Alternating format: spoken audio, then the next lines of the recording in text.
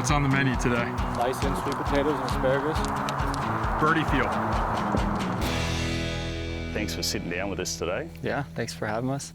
Golf wasn't your first choice growing up. You were into ice hockey. Yeah, I was on skates at maybe 2.5, 3 years old. I mean, the first skates were probably that big, and it was just a sport that my dad was into. So I'd go with him in the mornings, like ice time before 7. We'd get up at 4-ish, and I just loved it. I mean, I played all the way till I was, probably 11.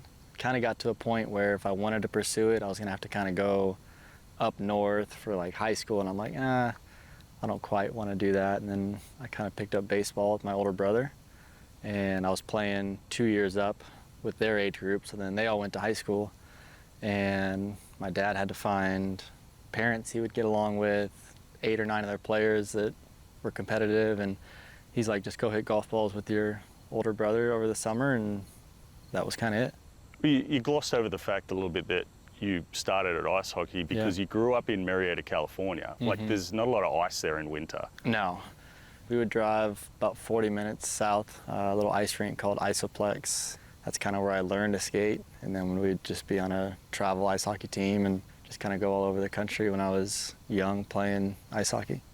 How did you jump from ice hockey to golf, considering you started golf kind of, as you said, you're 12 years old, 13 years old? Yeah, pretty late. Yeah. I mean, I always grew up around the game. My grandparents lived on Virginia Country Club in Long Beach, so holidays and stuff, I'd have a little club and I'd just kind of go whack it around. But other than that, I mean, when I started to play baseball, I would get a little more serious into golf, but baseball was kind of my #1 deal, and massive baseball fan. I mean, that's what I wanted to do. I wanted to play in the major leagues, all that. Dodgers fan? Big Dodgers fan. Okay. Yep. And then, like I said, like I was playing with my older brother and didn't really have a team anymore when they all went to high school. So just during that little 2 month of summer, I just kind of focused on golf and came around. I'm like, I'm done, Dad. Like, I'm playing golf. This is it. I've known Kevin for a long time. We both grew up in Murrieta back home. Played a lot of golf with him. I believe he was 4 or 5 years behind me. So at one point, he was a lot shorter and smaller than me. Now he's 6'2", and he's spent a lot of time in the gym and very strong and hits the ball a lot further than me now, where I used to be able to hit a 4-iron past him. So it's been really fun to see him grow, and he's someone that has basically turned himself into a real professional golfer. He worked hard through high school, gave himself a chance to go to Oklahoma State and get to play there, and kept working there and just kept getting better and better. It's rare to see, someone just go out and outwork and put the time in. He's a fighter, and like I said, he's going to outwork his way, and I wouldn't be surprised if he's out here with us soon. You said Rickie was kind of dominating in the state and the area. Was that something that drove you? Was that as a younger kid? Yeah, big time. I remember seeing him at our local club in Murrieta, Bear Creek, and it's when he had his long hair and the white belt, and I just knew a little bit about him. I mean, I think it was after his freshman year, he shot 62 or something like that in it's like the Southern California title or whatever, and I'm just kind of like looking at him almost as like a tour player when he's only, what are you, 15 years old when you're a freshman in high school. Yeah. And so then we kind of developed a relationship, and yeah, he was one of my biggest idols growing up, and he still is to this day. I mean, he's amazing. How much bigger were you than him back then? Oh, no, it was the opposite. Okay. So I was a late bloomer. Right. We actually have a picture of, let's see, it would have been, I think it would have been his sophomore year at Oklahoma State, and my either junior year or senior year in high school, to where he has his arm on my shoulder. And then there's a picture of us maybe a couple years later where it's complete opposite, where I'm on his shoulder. So I grew late, and then... How tall are you now? It's probably 6'1" or 6'2". Okay, because Fowler's probably, 5'8"? 5'8", 5'9". Yeah. I think my driver's license picture said I was 5'6", 110. Wow. When I was in high school. You're a string bean. Yeah. Not long after that, you were recruited to Oklahoma State University. How did that kind of come about? I might correct you on that. I recruited them. Okay, so I was going to ask you. I'm giving you the benefit of the doubt. Yeah, I understand. There was a chance I was going to go to USD when Tim Mickelson was the coach there. I think the world of Tim.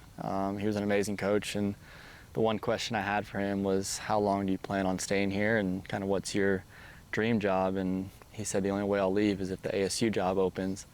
And it was kind of looking like the coach at the time was going to be kind of finishing up. So I'm like, I don't really want to go there and then have him leave and have to deal with all that. Right. Kind of as I was starting to develop in those late high school years, Rickie was kind of putting in a good word for me with Coach McGraw. And so I went out there a couple times when I was in high school just to hang out with Rickie and kind of needle Coach McGraw a little bit, and went out there, what would it have been? I think it was maybe February or March of my senior year. Yeah. And kind of just talked to him, and I mean, I went there, no scholarship, technically as a walk-on, right. But like kind of recruited, I guess. Like I had a spot on the team. Like I didn't have to try out or anything like that. Just because I knew going there I was going to be around some of the best players in the world. Right. When I was there, it was Coach McGraw and Coach Bratton. Coach Bratton has an unbelievable golf IQ, so I just figured I could learn and get better. You redshirted your first 2 seasons, didn't you? I redshirted my first year. I played the fall my second year, and then I got injured that kind of the end of that fall, and then didn't play that spring. So yeah, I only played, what would that be? I played 1 semester in my first 2 years. I mean, I was battling for, honestly, the 5th spot.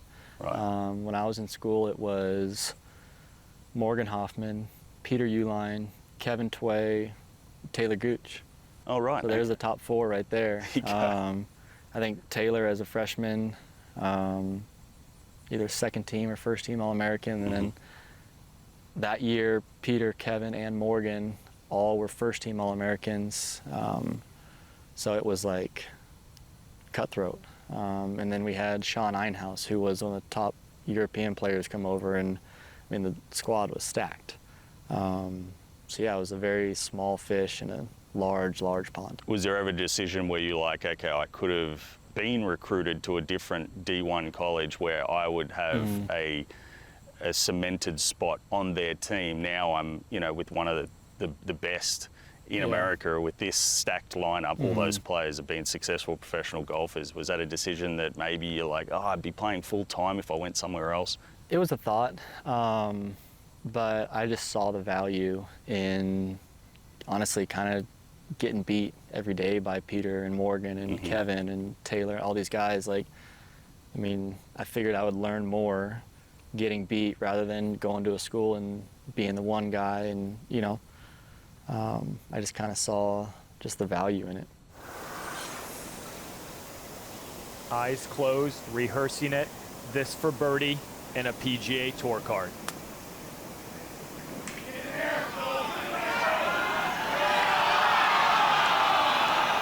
You think of the 70 rounds of golf Kevin Dougherty has played this year, it came down to an inch getting your PGA Tour card. You've gone from no status to being in this position to have a chance now to head to the best tour in the world. What were you thinking leading up to that shot? Yeah, I mean, it was... We've jumped ahead of the season a little bit, which we'll go back. We'll go back to parts of the season, but this is... yeah, leading up to the shot, I mean, I pretty much knew where we were. I knew that it needed to go in. It was very holeable. And from where I was on my third, because I believe I drove it just in the right rough off the tee, and the rough was pretty bad that week at Pumpkin Ridge, and I hit a great shot just to get it over that little creek short, and it was just in the rough, and anything past that pin goes down into this massive bowl, so I left it in a perfect spot. And honestly, when I hit it, it looked like it was going to be online and be short. Right. And then about 3/4 of the way, thinking to myself, like, holy hell, like, it has enough. Like, might have a chance. It's going right in the center, and then it just kind of a little bit of late break, Half an inch short. Yeah. So you finished tied 6th this week. Did you know going into that final regular season event what you had to finish to get your card, or was it just like, I'm going to play as good as I can? Yeah, I'm just going to play as good as I can. Yeah. I figured I needed a pretty good week because I was on a little bit of a cold spell leading up to it. I think I might have missed maybe 5 or 6 cuts in a row or something like that. And that moment, and I brought it up, but it's obviously, you're probably sick of seeing it now. Was this a turning point in your career, or are you kind of, over us, like people talking about it and putting too much emphasis on it? It's a part of my history, so I understand that it's going to get brought up. Yeah, it was hard to deal with, big time. Of course, yeah. But I just kind of learned from it, and maybe there's some bigger plan that I wasn't quite ready for yet, or. But yeah, I mean, I'm okay with people bringing it up. I mean, it does, thinking about it, like it's still, vividly, I can remember it. I feel like I'm allowed to ask a question because I've also been in that position, mate. I finished 26 one year and missed my regular season. I'm a PGA Tour card, so I get it. Yeah. But I love your attitude with it. It's part of life. You have to be into fitness, and that, especially where the game is right now. At your age, the kids coming out, they're explosive, they're athletic. You do average 330 off the tee. There's only one other guy on the Korn Ferry Tour that's in front of you, which I think the statistics out here are a little bit skewed. So let's just say you average 330 off the tee. But what are some of the habits? I'm sure sleep and nutrition. I mean, you cook a lot of your meals on the road. I think I saw you on the broadcast a couple of weeks ago. You're munching on some bison, sweet potato, and asparagus. That's next level stuff. That's a lot of discipline. Yeah, I mean, we rent a house every week. Okay. So it's just kind of something that I've gotten to do, because it's gotten down to the point to where I won't eat something depending on what kind of oil or fat that it's cooked in. I think that's probably one of the biggest issues in today's health, especially inflammation too. Yes, I mean, you go out to a restaurant, 99% are going to be cooked in vegetable oil or canola oil, seed oils, or seed oil. So I just completely took that out, and I'm like, well, the only way to do it is to get a house and just cook. And people at home are probably like, come on, yeah, but as a kid, your body can get rid of those toxins. The older you get, you kind of absorb it. And I mean, I look at a candy bar and I swell up. So that's impressive. I love it. I'm salivating. The bison, the lean meats, that was a good. Do you prep at the start of the week for the rest of the week, or is it every night are you cooking and then cooking for the next day? And I mean, pretty often. I mean, because I'll cook breakfast, lunch, and dinner every day at the house. Like, so I'll make breakfast and I'll make enough for lunch. Then I'll have lunch out here and I'll go home and I'll just make dinner and just kind of make enough to just kind of bunny hop kind of each meal. Run us through just a quick 3-meal set of like your favorite healthy breakfast, lunch, at home or on the road? On the road while you're here. Okay, on the road it's a little more ground meats just because it's easier and I don't always have the correct tools that I need, like smokers or barbecues or anything like that to make fatty ribeyes or anything like that. So ground bison's definitely one of them. I love bison. I love 80-20 ground beef. Rice, coconut rice. So make some rice with a little bit of coconut milk and coconut oil, and then any sort of vegetable. Growing up, we always ate relatively healthy. It didn't really click until my sophomore year of college. I just told myself that I gotta take really good care of my body, and so ever since is when I've been full force into it the way I am now. Hi. The main concept that I go by is PFF, which is protein, fat, and fiber. So every meal is going to have some sort of organic meat, and then there's gonna be a vegetable and a fat.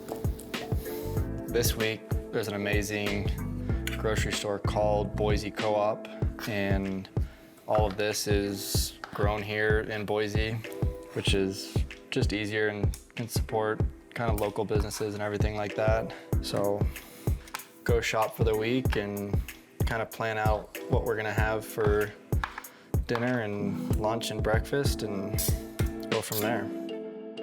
Every meal that I eat the entire week is bought and cooked by myself.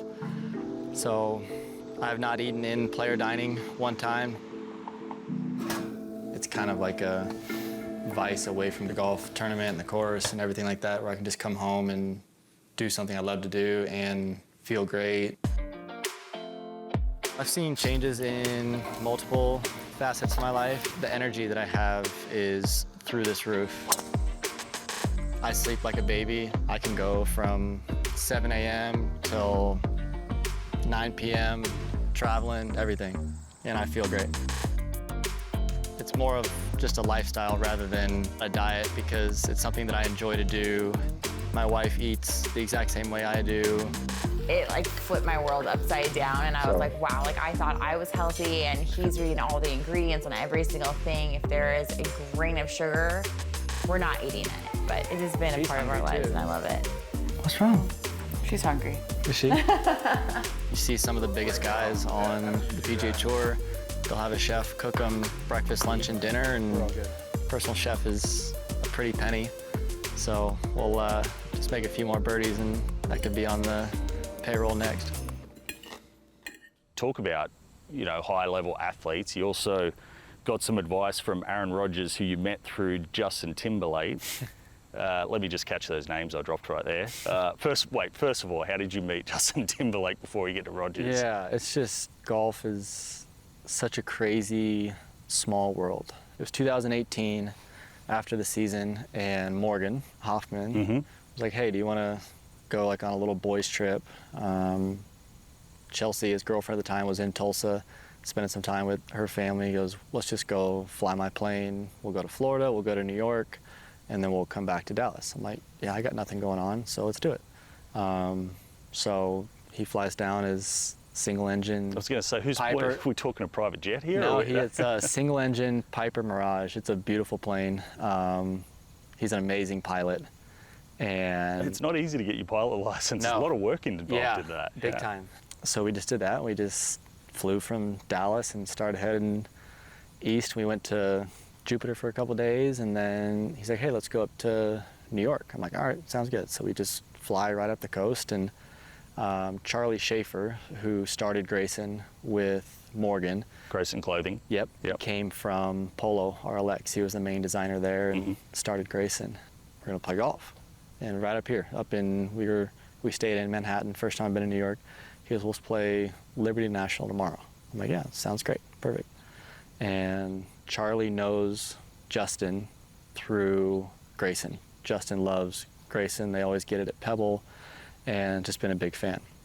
So sure enough, we show up in the morning and go in to have breakfast, and JT's sitting at the table and starts introducing himself to us, and he's our fourth. So now it's me, Morgan, Charlie, and JT. And he couldn't have been any better. He is like a boy's boy. Right.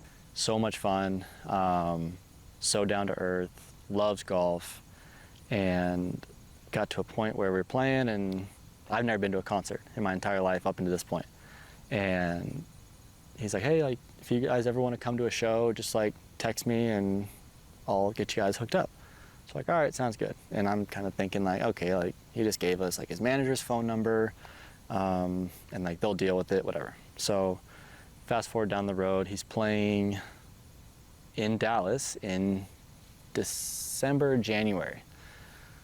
And I think it was my fiance at the time, Lindsay. She's like, hey, let's go to the concert. I'm like, all right, like I'll just send him a text, like we'll see. So I get this number out of my phone, text him, hey, would love to come to your concert in Dallas. We only live about 20 minutes from the arena, would be awesome. I mean, as I'm looking at my phone, like the little ... bubble comes up. I'm like, come on. And sure enough, it's JT. Like, hey bro, absolutely. Just let me know how many tickets you need. It'll be friends and family, and I'll see you after the show. So I'm like, holy cow. And so we go to the show, absolutely incredible. The seats we have are right on stage, and as part of his act that he does is he comes and dances on stage, and he like threw in like a little putt, like just because like he saw us there. And so that was in January, and then I played a couple events, and then we had a decent sized break off, and I was in Scottsdale with PXG, and he's a big PXG guy. Right. So we were just there. I was out there getting fitted and playing some golf in some good weather, and I just happened to look at his schedule, and sure enough, he was playing in Scottsdale that same week. So I'm like, well, it was fun. Like, I got a couple buddies here, like, let's do it again. So I texted him, hey dude, I'm at Scottsdale National. And he's like, oh, I'm actually flying in right now. Let's play golf after the show and I'll get you tickets. Awesome, sounds good. Go to the show and it's like the who's who this week because it was spring training. So you got like in this friends and family room after you walk in, it's Mike Trout, Clayton Kershaw. So I went up to Aaron and said, hey, we had a mutual friend, John Mallinger. And because John Mallinger being out at Virginia Country Club knew my grandfather.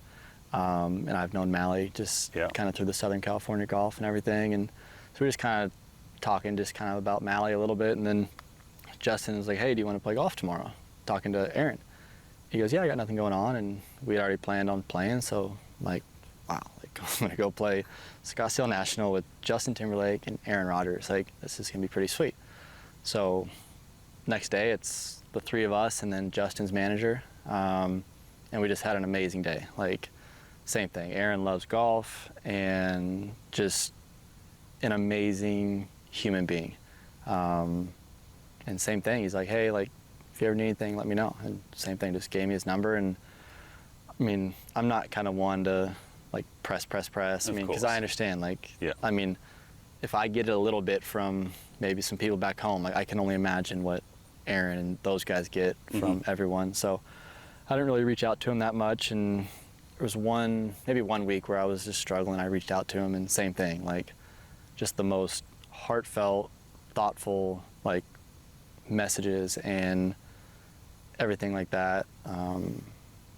It's just amazing. And then we've just kind of had this relationship that's just gotten closer and closer. And like on my wedding day, he sent me this unbelievable text. And after certain rounds, like we'll talk and everything like that. So he's been unbelievable. I look forward to the rest of the season and your career going forward. Yeah, thanks dude. Thanks for having me. Yeah, thanks for sitting down. It's been great. It was fun. Thanks, mate. Thanks dude.